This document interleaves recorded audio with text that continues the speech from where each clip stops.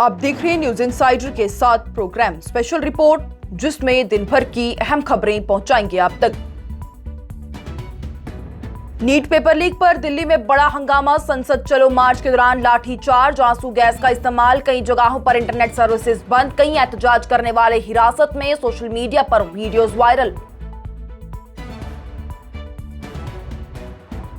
दिल्ली में national conference के एहतजाज में पहुंचे वजीर आला उमर अब्दुल्ला, बोले पहले स्टेटहुड फिर जम्मू कश्मीर के खास आईनी दर्जे की बहाली की लड़ाई लड़ी जाएगी।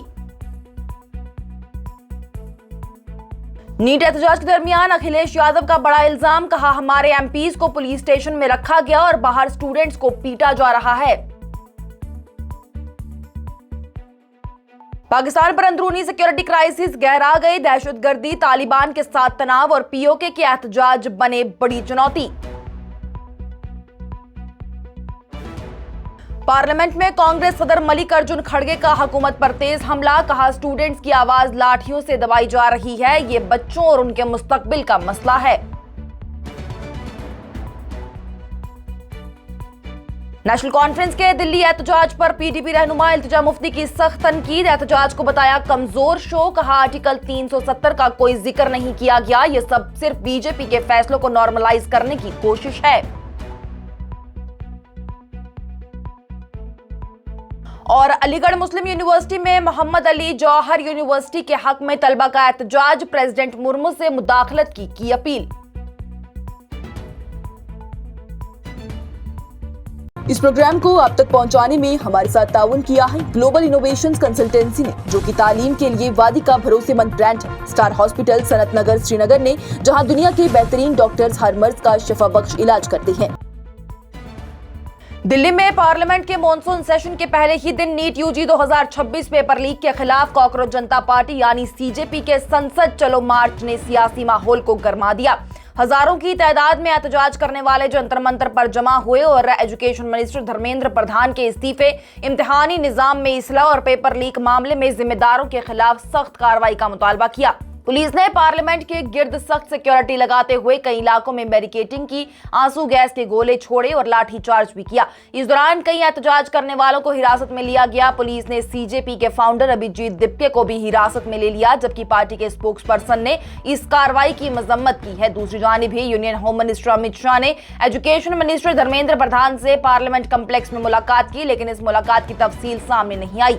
इसके बाद हुकूमत और सीजेपी के दरमियान बातचीत की कोशिश भी शुरू हुई। पार्टी के नुमाइंदे हेल्थ मिनिस्टर जेपी नड्डा से मुलाकात करने के लिए रवाना हो गए। 3 हफ्तों से भूख हड़ताल पर बैठे माहौलियाती कारकुन सोनम वांगचुक की भी तबीयत खराब होने पर सफदरजंग अस्पताल उन्हें मुंतकिल किया गया था। अस्पताल में दाखिल होने के बावजूद उन्होंने अपनी भूख हड़ताल जारी रखी है, जबकि तब तक तालीमी निजाम की नाकामियों की जिम्मेदारी तय नहीं की जाती और जरूरी इस्लाहात का यकीन नहीं दिलाया जाता, वो अपना एहतजाज खत्म नहीं करेंगे। उनकी दरख्वास्त पर अभिजीत दिप्के ने अपनी गैर मियादी भूख हड़ताल खत्म कर दी। वहीं एहतजाज का असर सिर्फ दिल्ली तक महदूद नहीं रहा, गुजरात समेत कई शहरों में भी सीजेपी के हक में मुजाहिरे किए गए, जहां पर पुलिस ने बगैर इजाजत एहतजाज करने वालों को हिरासत में ले लिया।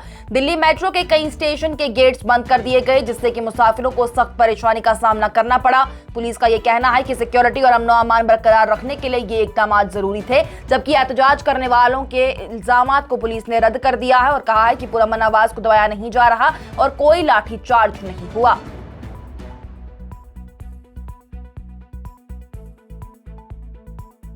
जम्मू कश्मीर के वज़ीर आला उमर अब्दुल्ला की जानिब से दिल्ली में नेशनल कॉन्फ्रेंस के एहतजाज के दौरान कहा गया कि जम्मू कश्मीर को दोबारा रियासती हैसियत की बहाली करवाने के लिए उनकी पार्टी की सिर्फ पहली मंजिल है। उन्होंने कहा कि स्टेटहुड के बाद जम्मू कश्मीर के खास आईनी दर्जे और आईनी हकूक की बहाली के लिए भी तहरीक जारी रखी जाएगी। उमर अब्दुल्ला ने इल्जाम लगाया कि मरकजी हुकूमत ने 2 साल तक अपने वादे पूरे नहीं किए, जिसकी वजह से नेशनल कॉन्फ्रेंस को दिल्ली में एहतजाज करना पड़ा। उमर अब्दुल्ला और नेशनल कॉन्फ्रेंस के सरबराह फारूक अब्दुल्ला की क़ियादत में यह एहतजाज जंतर मंतर पर शुरू हुआ। पार्टी का यह कहना है कि मरकजी हुकूमत ने पार्लियामेंट और सुप्रीम कोर्ट के सामने जम्मू कश्मीर की स्टेटहुड बहाल करने का वादा किया था, लेकिन अब तक उस पर अमल ना हो सका। उमर अब्दुल्ला ने कहा कि असेंबली के पहले ही इजलास में स्टेटहुड और खास आईनी दर्जे की बहाली का करारदाद पास किया गया और पार्टी अपने इस मकसद से पीछे नहीं हटेगी। वज़ीर आला ने इल्जाम लगाया है कि जंतर मंतर पर पुरअमन एहतजाज की इजाजत नहीं दी गई और जब नेशनल कॉन्फ्रेंस के रहनुमा और वर्कर्स कॉन्स्टिट्यूशनल क्लब की तरफ बढ़े तो उन पर आंसू गैस के गोले छोड़े गए। उन्होंने कहा कि जमहूरियत में पुरअमन एहतजाज हर शहरी का हक होता होता है, लेकिन दिल्ली में भी उन्हें अपनी बात रखने का मौका नहीं दिया गया। उमर अब्दुल्ला ने यह भी कहा कि अगर मरकजी हुकूमत स्टेटहुड बहाल नहीं करना चाहती तो वो खुलकर कह दे, वरना जम्मू कश्मीर के लोगों से किए गए वादे फौरन पूरे किए जाएं।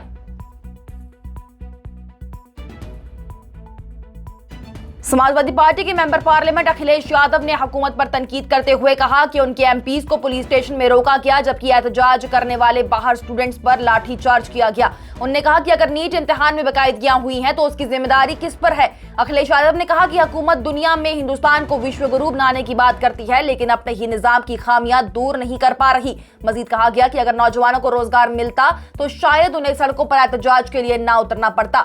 उन्होंने ये भी कहा कि जब सबसे जरूरी बात तो ये है कि नीट के स्टूडेंट्स को इंसाफ मिले और एहतजाज करने वाले तलबा के साथ अच्छा सलूक किया जाए। अखिलेश यादव ने गांधी जी का हवाला देते हुए कहा कि एहतजाज जमहूरियत का हिस्सा होता है और हुकूमत को आवाम की बात सुननी चाहिए। पाकिस्तान इस वक्त एक साथ कई बड़े सिक्योरिटी और सियासी बहरान का सामना कर रहा है। मुल्क के अंदर बढ़ती दहशतगर्दी, अफगानिस्तान की तालिबान हुकूमत के साथ खराब होते ताल्लुकात और पाकिस्तान ऑक्यूपाइड कश्मीर यानी पीओके में लगातार बढ़ते एहतजाज इस्लामाबाद के लिए बड़ी चुनौती बन चुके हैं। सिक्योरिटी एक्सपर्ट्स का यह कहना है कि पाकिस्तान की पुरानी पॉलिसी, जिसमें कि मिलिटेंट ग्रुप को स्ट्रेटेजिक एसेट के तौर पर देखा जाता था, अब उल्टा उसी के लिए खतरा बनता जा रहा है। पाकिस्तान ने अफगानिस्तान पर इल्जाम लगाया कि वो तहरीक तालिबान पाकिस्तान यानी टीटीपी के दहशतगर्दों को पनाह दे रहा है, जो कि सरहद के उस पार से हमले करते हैं। तालिबान हुकूमत ने इन इल्जामात को रद्द कर दिया है। दोनों मुल्कों के दरमियान बढ़ते तनाव के बाद सरहदी इलाकों में मिलिट्री ऑपरेशंस और जवाबी कार्रवाइयों का सिलसिला तेज हो गया। दूसरी जानिब भी पाकिस्तान ऑक्यूपाइड कश्मीर में बड़े पैमाने पर एहतजाज जारी हैं। मुजाहिरीन सियासी इस्लाहात, ज्यादा नुमाइंदगी और हिरासत में लिए गए कारकुनों की रिहाई का मुतालबा कर रही हैं। माहिरीन का यह मानना है कि दहशतगर्द हमलों, सरहदी तनाव और पीओके के अनरेस्ट ने मिलकर पाकिस्तान को गुज़िश्ता चंद सालों के सबसे संगीन अंदरूनी सिक्योरिटी क्राइसिस में धकेल दिया है।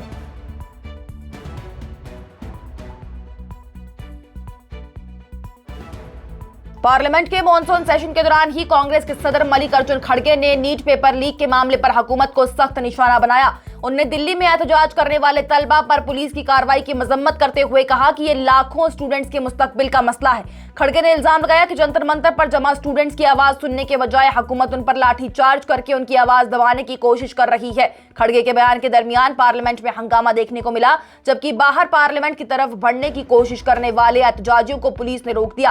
पुलिस का यह कहना था कि मुजाहिरीन ने बैरिकेड्स तोड़ने की कोशिश की, जिसके बाद सिक्योरिटी सख्त कर दी गई। कई मेट्रो स्टेशन बंद कर दिए गए और मरकजी दिल्ली के कुछ इलाकों में मोबाइल इंटरनेट सर्विसेज भी मुअत्तल कर दी गई। दूसरी जानिब दिल्ली पुलिस ने लाठीचार्ज की खबरों को रद्द करते हुए कहा, किसी किस्म का लाठीचार्ज नहीं हुआ और पूरे एहतजाज को प्रोफेशनल तरीके से हैंडल किया गया। पुलिस ने लोगों से अफवाहों पर यकीन न करने की अपील की है, साथ ही अमन और अमान बरकरार रखने की भी अपील की गई।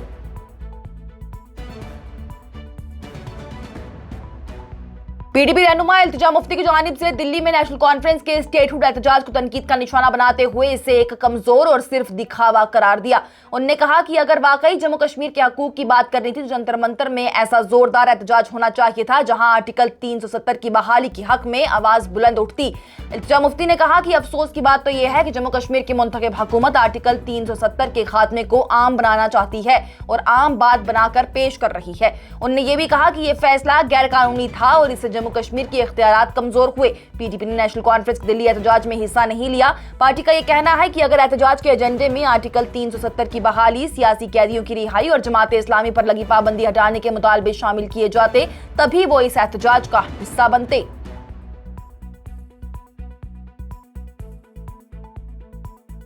और अलीगढ़ मुस्लिम यूनिवर्सिटी यानी एएमयू में इतवार के रोज तलबा ने एक एहतजाजी मार्च निकाला। यह एहतजाज रामपुर में मौजूद मोहम्मद अली जौहर यूनिवर्सिटी को गिराने के फैसले के खिलाफ किया गया।